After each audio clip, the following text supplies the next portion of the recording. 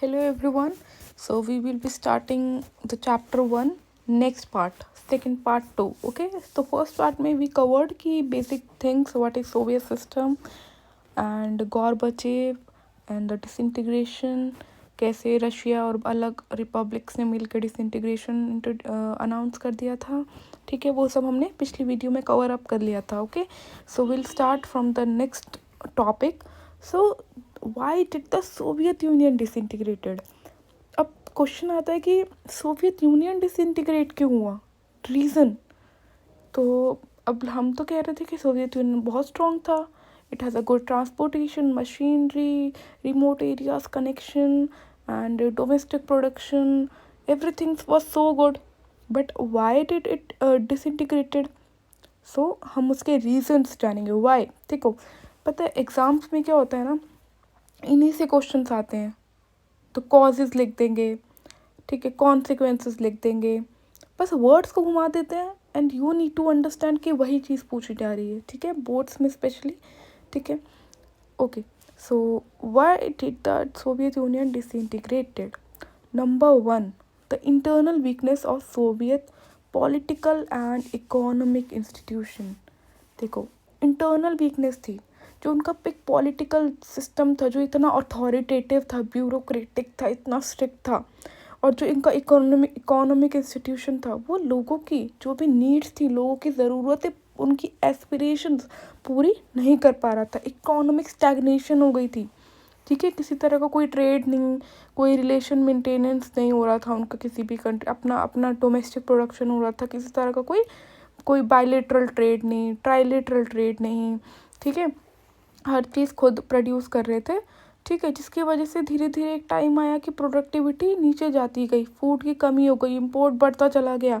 ठीक है, धीरे धीरे फूड इनसिक्योरिटी हो गई कंट्री में. ठीक है, इकोनॉमिक स्टैग्नेशन हो गई. इंटरनल वीकनेसेस थी उनके सिस्टम में, इंटरनल अंदरूनी वीकनेसेस थी सोवियत के पॉलिटिकल और इकोनॉमिक इंस्टीट्यूशन में.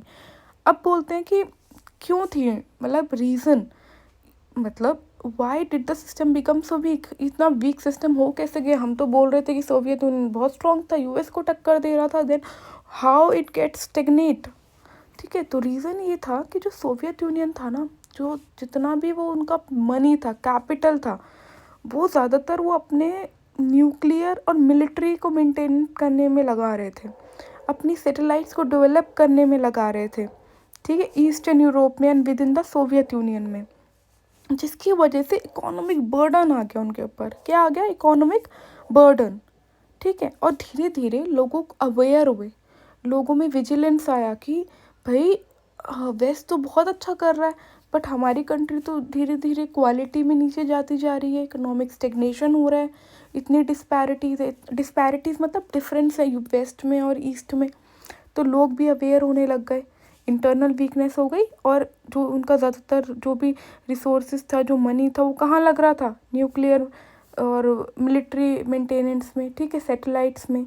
लोग भी धीरे धीरे अवेयर हो रहे थे. ठीक है, कि हाँ भाई वेस्ट, उनको दिख रही थी रियलिटी कि वेस्टर्न बहुत बेटर कर रहा है हमसे. ठीक है, वहाँ पे कितना अच्छा डेवलपमेंट हो रहा है, technology, infrastructures, everything is so developing, but हमारी कंट्री तो काफ़ी बैकवर्ड जा रही है धीरे धीरे. लोगों को दिख रही थी डिस्पैरिटीज़. ठीक है, Soviet Union had become stagnant in an administrative and political sense as well. देखो, अब हम बोलते हैं कि हाँ इकोनॉमिक स्टेगनेशन तो आ गई थी, बट जो उनका एडमिनिस्ट्रेटिव सिस्टम था, जो काम करने का तरीका था, एडमिनिस्ट्रेशन थी, जो मैनेजमेंट थी ना उनकी, वो भी बहुत ज़्यादा वीक थी. 70 साल तक वो लोगों को अकाउंटेबल नहीं थे, लोगों को पता ही नहीं होता था उनके डिसीजंस. अब हम हैं, अब हमारी कंट्री है, इंडिया में है हम. ठीक है, हमारे पास डेमोक्रेसी है, हमारे पास राइट टू इन्फॉर्मेशन है. ठीक है, और अगर बाई चांस कुछ ऐसा डिसीजन होता है, हम प्रोटेस्ट करने पहुंच जाते हैं. हमारे पास जुडिशरी जैसा इतना अच्छा, हमारे पास हाई कोर्ट, सुप्रीम कोर्ट्स, हम लोग जाके अपील कर सकते हैं, है ना. तो ये सब चीज़ें वहाँ पे थी ही नहीं. तो उनका एडमिनिस्ट्रेटिव सिस्टम भी बहुत ज़्यादा वीक था. ठीक है, ऑर्डिनरी लोगों को मौका ही नहीं मिलता था बोलने का, अपने राइट मांगने का, या अपने आप को एक्सप्रेस करने का. Right to freedom of speech वहाँ नहीं था. ठीक है, ये पॉइंट था एक कि डिसइंटीग्रेशन का. थर्ड पॉइंट आता है कि जो गॉर्बचेव था ना, उन्होंने लाइक प्रॉब्लम को समझा, रिफॉर्म लाने चाहे, पॉलिटिकल और इकोनॉमिक रिफॉर्म्स लाने चाहे, बट ही फेल्ड। क्योंकि उन्होंने क्या करा, उनका जो उन्होंने जब सोचा कि सिस्टम में हमें चेंजेस लाने हैं, तो वो अपने जो एग्जीक्यूशन था वो प्रॉपरली नहीं कर पाए। He failed at executing his reforms. ठीक है, उन्होंने सिस्टम को धीरे धीरे स्लो कर दिया और लोगों की जो ओपिनियंस थी वो डिवाइड हो गई। कोई चाह रहा था कि इंडिपेंडेंस, कोई चाह रहा था no we have to join the Soviet federation only. तो सिस्टम में स्पीड अप नहीं हुआ, जिसकी वजह से गॉर्बचेव फेल हो गए और लोगों में और ज़्यादा जो डिसअपॉइंटमेंट्स थी वो बढ़ती चली गई। ठीक है, पब्लिक ओपिनियंस डिवाइड हो गई। ठीक है, नेक्स्ट पॉइंट था the rise of nationalism and desire for sovereignty with in various Republic including Russia and the Baltic republics.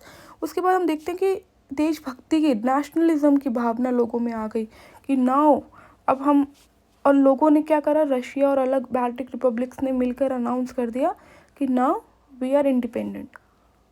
Disband कर दिया उन्होंने, किसको, सोवियत सिस्टम को। ठीक है, कॉमनवेल्थ ऑफ इंडिपेंडेंट स्टेट बन गया, रशिया उसका मेंबर बन गया। रशिया ने काफ़ी न्यूक्लियर डिसआर्मामेंट्स ट्रीटी साइन कर ली यूएस के साथ। ठीक है, तो काफ़ी ज़्यादा चेंजेस आने लग गए।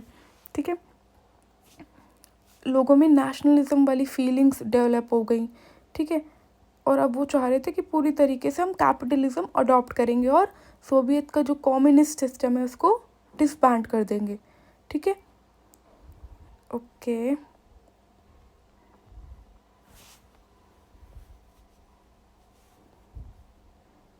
Okay so consequence of disintegration.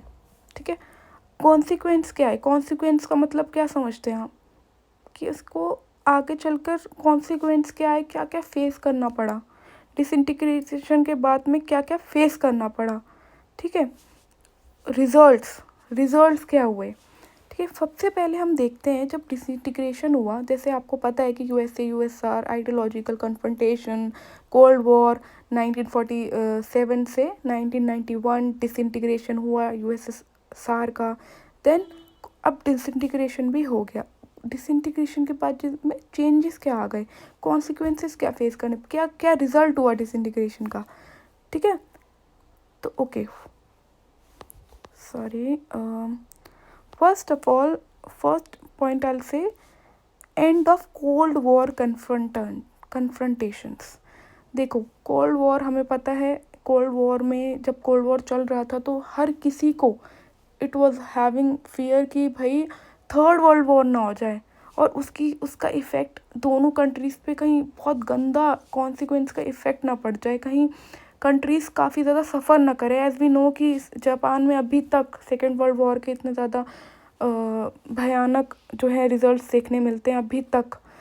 Now it has developed so much but still we see कि वहाँ पे क्या क्या कॉन्सिक्वेंस लोगों को फेस करने पड़े। ठीक है, तो कहीं ना कहीं जो एक डर था थर्ड वर्ल्ड वॉर का वो नहीं हुआ। ठीक है, एंड हो गया कोल्ड वॉर का। जो भी आइडियोलॉजिकल जो भी डिस्प्यूट्स थे कि वो वेस्टर्न है ये ईस्टर्न है, वहाँ नॉर्थ नेटो है, नॉर्थ अटलांटिक ट्रीटी ऑर्गेनाइजेशन है, उनका वॉर्सो पैक्ट है, ये वो जो भी कॉन्फ्रंटेशन थे वो एंड हो गए। मिलिट्री ब्लॉक्स थे, है ना, वो एंड ऑफ कॉन्फ्रंटेशंस हो गए। ठीक है, अब बोलो कि एक पीस लाना है, अब no more arms race and all this. ठीक है, एंड टू द कॉन्फ्रंटेशंस। ठीक है, क्योंकि जो इसकी वजह से बहुत ज़्यादा मिलिट्री डिस्प्यूट्स होने के चांसेस थे, दोनों ब्लॉक्स बट गए थे, है ना, western and eastern, Berlin wall.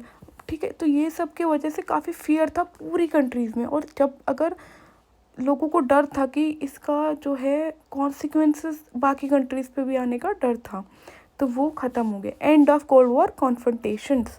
Second point is power relation in world politics changed.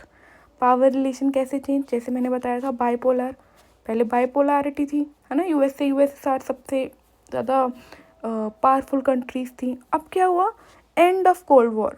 अब क्या हो गया कि दो पॉसिबिलिटीज़ बच गई, या तो एक यूनिपोलैरिटी होगी कि यूएस डोमिनेट करेगा हर जगह, ठीक है, या फिर अलग अलग कंट्रीज मल्टीपोलर वर्ल्ड हो जाएगा। ठीक है, ये पॉसिबिलिटीज़ हो गई कि हाँ कि अब सुपर पावर यूएस बन गया एक तरीके से, कि हाँ यूएस डोमिनेट करेगा। अब क्या हुआ कि जो हमारी जो इंस्टीट्यूशंस हैं अलग अलग, जैसे वर्ल्ड बैंक, ठीक है। इंटरनेशनल मॉनेटरी फंड्स ये पावरफुल एडवाइज़र बन गए और लोगों जो अलग कंट्रीज़ थी उनको लोन्स देने लग गए कि आप ट्रांजिशन करें कैपिटलिज्म में, आप अडॉप्ट करें कैपिटलिज्म, अडॉप्ट करें आप। ठीक है। पहला कि कॉन्फ्रंटेशन कोल्ड वॉर की एंड हो गई, पावर रिलेशंस चेंज हो गए। Third, end of Soviet block means the emergence of new countries. अब हम देखते हैं कि लोगों में ना सोवियत ब्लॉक जैसे ही एंड हुआ, लोगों में एक अलग अलग सबके इंटरेस्ट बनने लग गए। किसी ने यूरोपियन यूनियन ऑर्गेनाइजेशन जो है वो ज्वाइन करी, किसी ने नेटो का पार्ट बनना चाहा, किसी ने सेंट्रल एशियन कंट्रीज़ ने और एडवांटेज लिया, अपने रशिया के साथ टाइज क्लोज करे। अलग अलग कंट्रीज़ का हम इमर्जेंस देखते हैं। ठीक है। उसके बाद हम देखते हैं कि कैसे न्यू प्लेयर्स अलग अलग इंटरेस्ट के साथ इमर्ज हुए सोवियत ब्लॉक के बाद, जैसे कि सोवियत ब्लॉक का एंड हुआ तब। ठीक है। तो इस वीडियो में we have covered the 2 topics.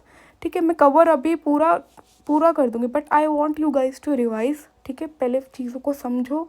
ठीक है। एक साथ इतना सारा समझ लो कि कन्फ्यूज़न हो जाएगा। ठीक है। पहले आज हमने फिर ये वाले topic, Y did the Soviet union disintegrate and consequence of disintegration, ये छोटे पॉइंट्स बनाओ और रिवाइज करो। ठीक है। अपनी राइटिंग प्रैक्टिस इम्प्रूव करो। ठीक है। मिलते हैं नेक्स्ट वीडियो में with the last 2 topic, shock therapy and the this India and post communist country. Okay.